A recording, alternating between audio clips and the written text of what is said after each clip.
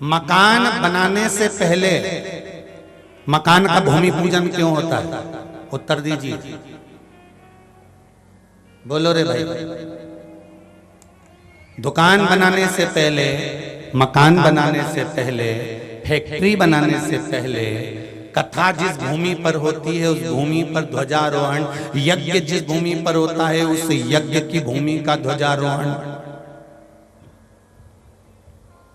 मंदिर जहां बनता है उस मंदिर का भूमि पूजन, दुकान जहां बनती है उस दुकान का भूमि पूजन, मकान जहां बनता है उस मकान का भूमि पूजन क्यों किया जाता है? किस लिए करते हैं? ओम शिव महापुराण की कथा कह रही है सागर से कि जिस भूमि पर मंदिर बन रहा है, जिस भूमि पर मकान बन रहा है, जिस भूमि पर दुकान बन रही है, जिस भूमि पर कथा होना है, जिस भूमि पर यज्ञ होना है, जिस भूमि पर सत्संग होना है, उस भूमि का भूमि पूजन ध्वजारोहण इसलिए किया जाता है कि उस भूमि पर भगवान का निवास होने वाला है।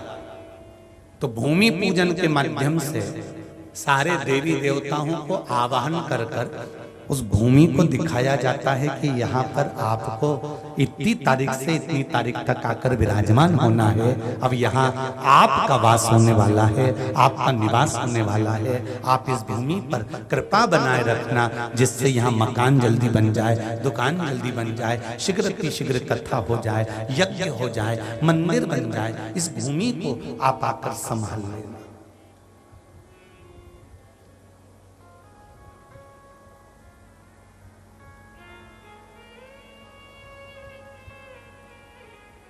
शंकर भगवान माता पार्वती को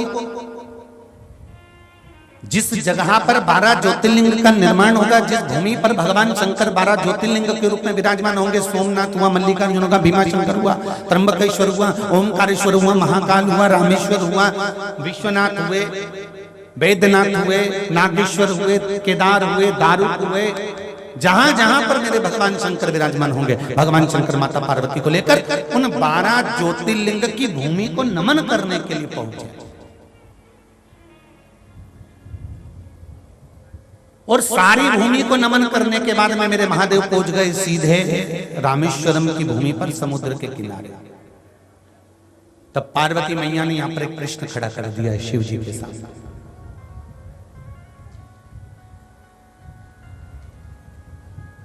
पति और पत्नी, इन दोनों का जो संवाद होता है, यदि पत्नी और पति का अगर संवाद होता है तो संवाद में अगर धर्म की चर्चा होती है तो ये निश्चित है कि गर्भ से होने वाली संतान भी धर्ममय ही होगी। ये निश्चितता, निश्चितता।